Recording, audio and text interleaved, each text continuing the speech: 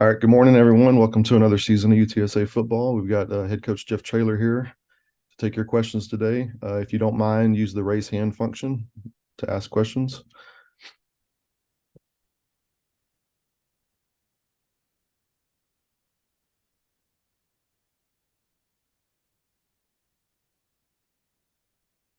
All right, Greg, go ahead and get us going. Jeff, how you doing today? Can you hear me all right? Yeah, I'm good. Good morning, Gray. Morning. I wanted to ask you, as you go through this final week of preparation for the start of the year, are there any kind of starting spots that are still being sorted out, or do you feel really comfortable with who you're going to be setting out there for week one? Um, that's one of those kind of questions I probably should have thought about a little bit more because to me it looks the same as I see them every day, but for you guys it might look a little bit different. I'd say we're pretty set in every position. There's a couple that we're still watching, believe it or not, but we're pretty set of the 22 starters. We play so many kids though, Greg. It's also difficult as well to say whoever starts the game first doesn't necessarily matter to us as much as we're going to play a lot of kids. How's the overall health of the group at this point? We're not bad. We're way better than we were last year coming into this thing. We've had a couple, that frustrate you, but we're nowhere near as bad as we were last year. We don't have the unbelievable bad luck of season-ending injuries in camp. So we avoided some of that. We'll have some kids not out there, obviously, because of injury, but not anything crazy. With JT in particular, what goes into the process with him at this stage? What are the factors you consider of whether he's going to play or not? Yeah, again, it's another good question. One we're struggling with. He's looking really good in practice. He's obviously been in a red jersey. And it'll be a game time decision. And that's going to be tough when we decide to do that. And we'll listen to our trainers and to JT, obviously. And we just don't know. It'll be a game time decision. Stephen? Hey, Coach. How's it going? Good morning, Stephen. Morning. You guys, it's been 9 years since the Roadrunners and Cougars last played in Houston, so no one with either program can really remember that. But what are you guys expecting as far as the atmosphere and the crowd on Saturday night? When I coached at SMU, we played them there, so I've gotten to play in the stadium and know what their crowd is like. And, they've got a rich tradition in Houston of playing a lot of good football, and Coach Holgerson has had a really good career there, going on his 5th year. They've won 20 games in the last 2 seasons. He's one of the best offensive minds in the business, and he'll have a great plan like he always does. JJ? Jeff, what's the mood of the guys? How did they look yesterday at practice? It was an incredible practice. We did it until 6 o'clock just to prepare for the heat. And by 6:45, man, the Lord blessed us with some unbelievable wind. We had 6 tents out there just to protect us from the heat. And when that storm blew in, those 6 tents are now up there somewhere on 1604. So we might need some boosters to step up and buy us about 6 more tents for Saturday, please. Any idea what to expect on Saturday with the elements? I think it was that Texas State game a few years ago. It was real hot up there to open the season. You learn any lessons from that? Yeah, I don't know that you can really prepare for it. It's 100 degrees. Humidity is going to be high, like always in Houston. And you just better be prepared to play a lot of kids. It's going to be hard to get through that game with just one set of kids. So you better be 3 deep and hydrate. Shehan?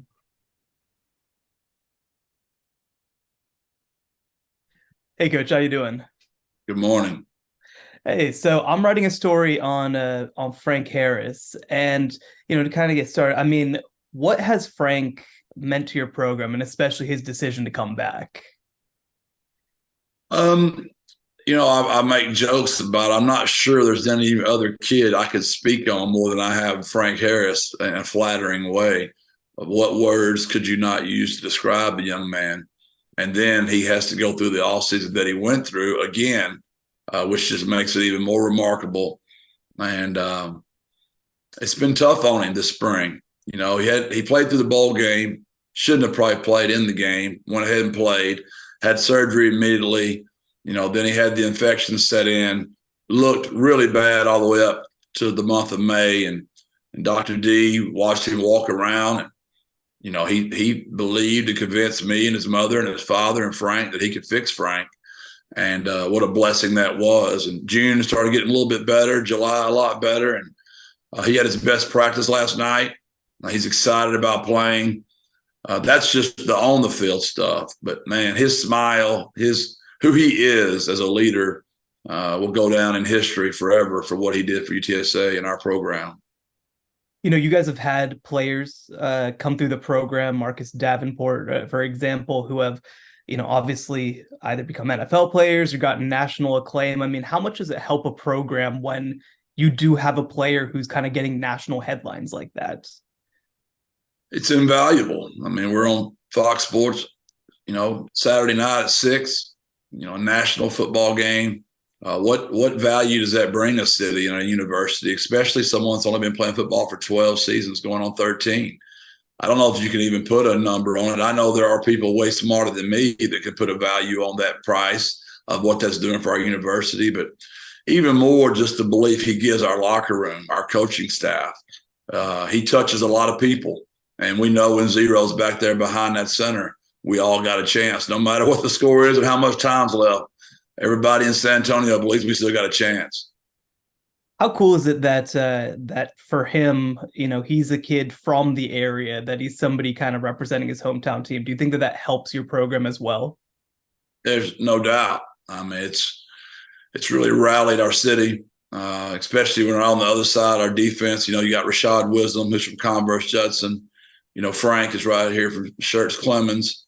You know, Oscar Cardenas, our tight end, who's made historic plays, is from Brandeis. So all that, you know, you had it goes on and on about those San Antonio kids, and they feel like they're overlooked and not recruited like maybe some of the other areas are. So it's always a great story for us, and we can put one of our own out there and lead our football team. Is there something about Frank and his personality that kind of, let me actually ask this.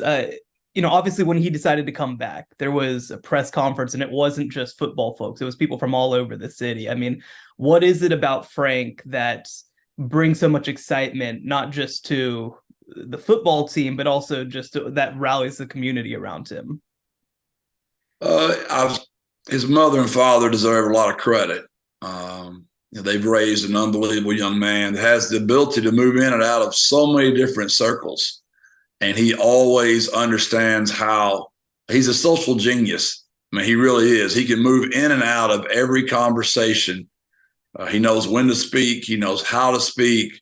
He listens very well. He's a social savant. I mean, he really is. And because he has a great heart, you can tell his motives are pure. He's very authentic. He's just gifted, man. And it comes from being raised by two unbelievable people. Daryl and Talitha have done a great job, and she's going to laugh when she hears me say her first name. I usually call her Mrs. Harris because I'm scared to death she's going to be mad at me.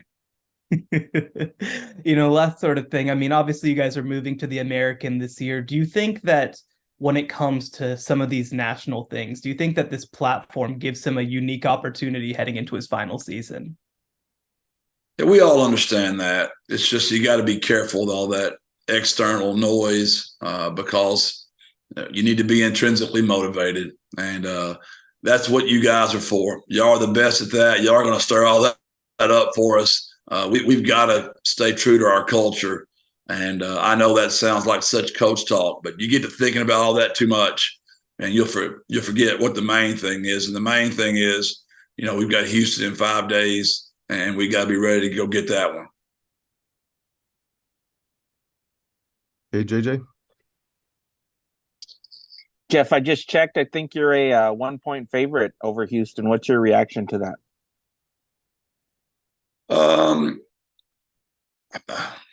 I can't see how you would expect us to go into Houston and be a favorite. I mean, those guys they've won 20 games the last 2 years.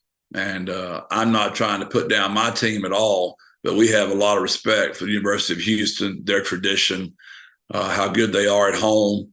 And so, yeah, 1 point, that's basically a pick 'em. It's very flattering that people would consider us to be like that. But I also think that's a little bit of a stretch when you're going on the road to play a team as talented as the University of Houston. It's going to the Big 12 right now. We'll go to you, Steve.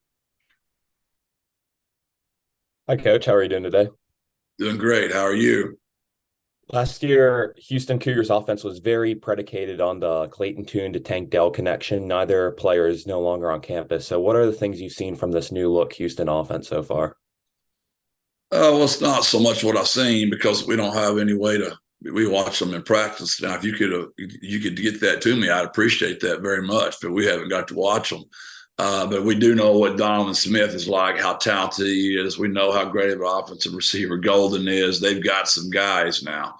And Coach Holgerson is good offensive mind there is in the entire business. And he's been that way his entire career with his history with Coach Leach. And he's a guy I've watched and studied for years.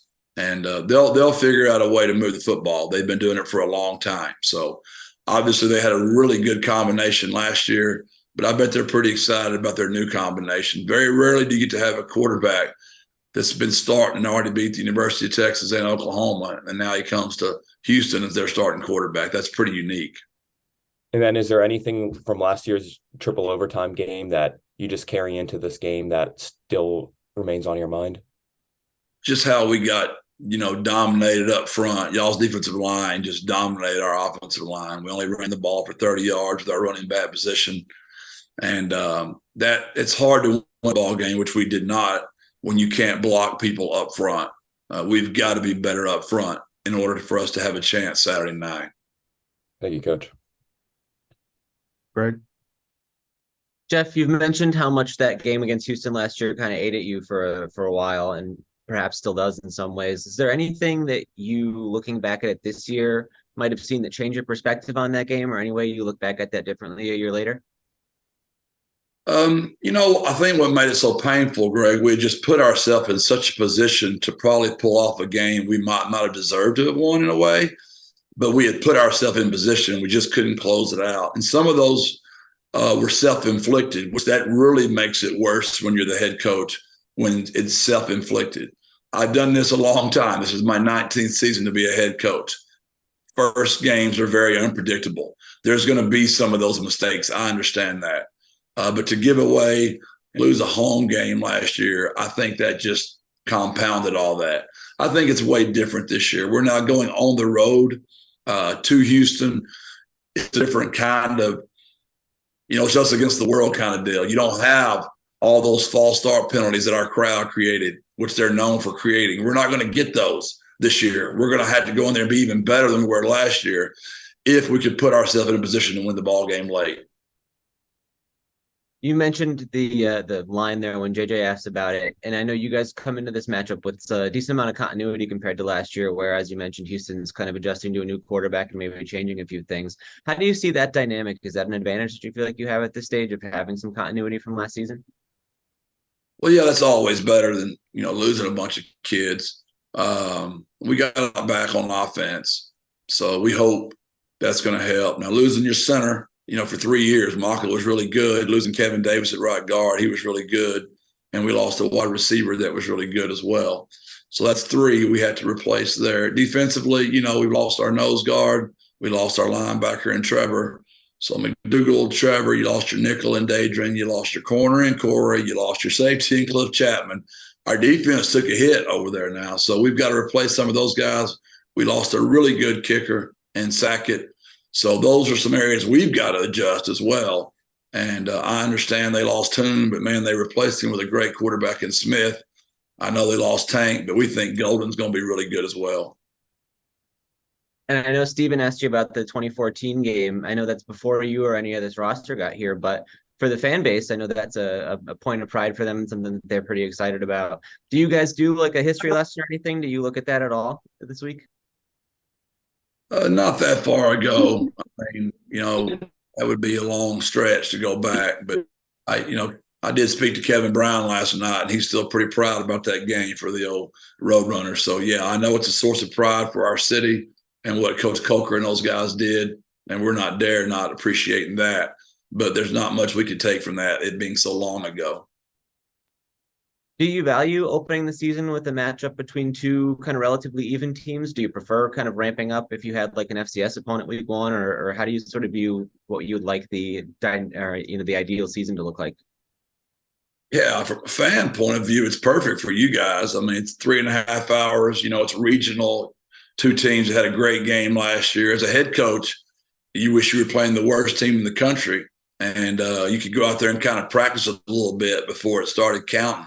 But we didn't get that at all. We don't have one of those in our first four. So we have as tough a non-conference schedule as anybody in the country. So ready or not, here we come, Brother Greg.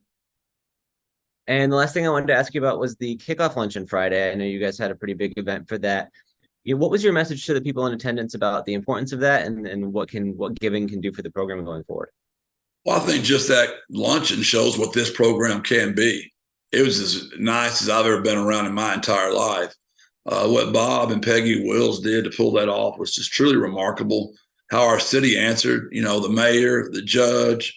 I mean, I appreciate Ron and Peter for being there and Jenny Carnes for being there. That was incredible. Sold 76 tables, over 750 people in attendance. And I just said the same thing I've been saying. I'm grateful for where we are. I am, but we've got a long ways to go. We dominated Conference USA in so many categories, from our attendance to, we got our budgets up to the top 3 in that league. And now you're moving to a league where that's not that way anymore. And we're so hot. Our trajectory is on such an upward tick right now. We've got to stay there, and we got to keep pushing the envelope. So it's a fine line I'm always walking, because I am grateful, but I don't want to lose this momentum. I love the notion of doing more with less, but it sure was being in Conference USA and doing more with more. I like doing that better than I do more with less. Is there anything else for Coach Traylor this morning? All right. Thanks, everyone. Appreciate you. God bless. Birds up. Thanks, Jeff.